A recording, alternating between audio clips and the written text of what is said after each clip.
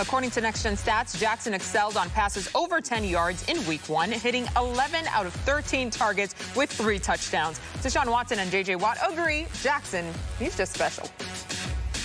He's doing a great job for his team and the offense that they're doing, and making sure they're putting players and the scheme around him. And he's doing a heck of a job and doing, numbers in that offense. So, he's doing a good job, and, he's going to continue to do that. He's a very good player. He can do it all. I mean, he can obviously do a lot of great things with his feet and his quickness and his speed and his ability to move around. But he's also got the ability to stay in the pocket and throw the ball as well. And anytime you have to defend both of those things with an equal level of excellence, it's extremely difficult. So it's a great challenge for us. Obviously, we're going to watch the film from last season. We're going to watch the film from last week from them, which is what everybody does. And we're going to learn and go out there and compete and look forward to the challenge.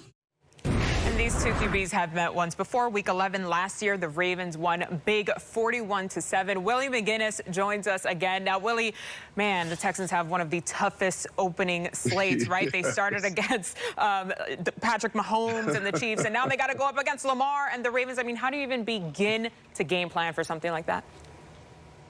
Tough task for this Houston defense, but with Lamar Jackson, you can't just stop him one way. There's different levels you have to stop him. And the first level starts with the running game, of course. They've got a stable of running backs that they're going to continue and consistently run the ball at it with his design runs. So Lamar Jackson's always involved in the running game. With the running game, you got to be disciplined. You got to have gap control, strong at the point, and stay in your gap. You'll hear me say discipline a lot. What they like to do with Lamar Jackson is get him on the outside so they can use the sideline as a safety blanket so he doesn't take as many hits. We showed that last year in Next Gen Stats. The other thing is, when he's throwing the football, you got to understand, when you pass rush, you got to be disciplined in your rush lanes. If you do inside moves and all these crazy moves and he breaks the pocket, he can make big plays if you open up rush lanes.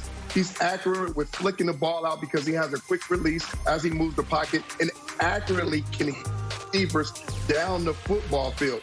This puts a lot of pressure on the secondary because they have to cover receivers and tight ends. If they see Lamar Jackson running around in the pocket and making moves, the first instinct of a defensive back or any coverage is to come off of coverage and come up and try to stop him because he's so electric.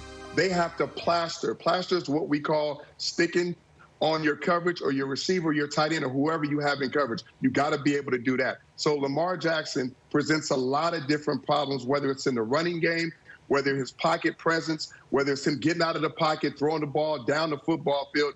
You got to be disciplined, and you got to make sure you're executing at a high level, every single level, or he's going to make a big play and hurt you.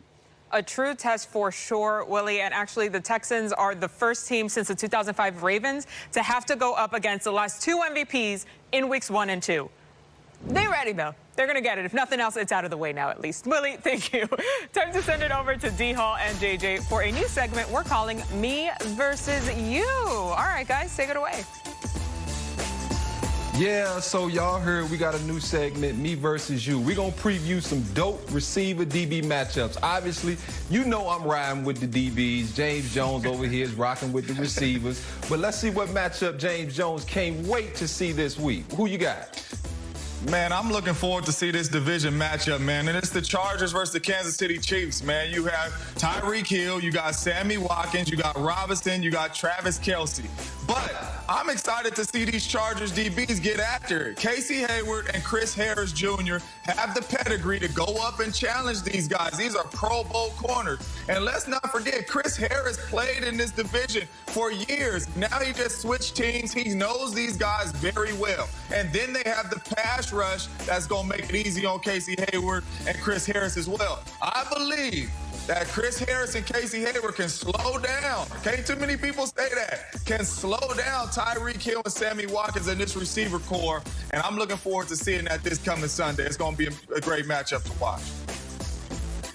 Well, it sounded a little bit to me like you're rocking with the DBs in that matchup, man. I like your receivers, though. But let me tell you a little bit about my matchup. I'm going with A.J. Terrell down in Atlanta and Amari Cooper in Dallas. And I know he's not just going to see Amari Cooper. He's going to see Michael Gallup at times. He's going to see C.D. Lamb at times. But this A.J. Terrell, has the pedigree. And I know y'all telling me, man, but Seattle lit up the Falcons. That's because Russell Wilson practices against that Seattle cover 3 all the time. I think Dak will have a little bit harder time, but when you think about A.J. Terrell's ability to get in and out of his breaks, how he catches the ball, plays it in the air, this dude went up against Julio Jones all training camp, so you best believe he got the best work any young DB could get going against that dude. So I'm rocking with A.J. Terrell against Amari Cooper.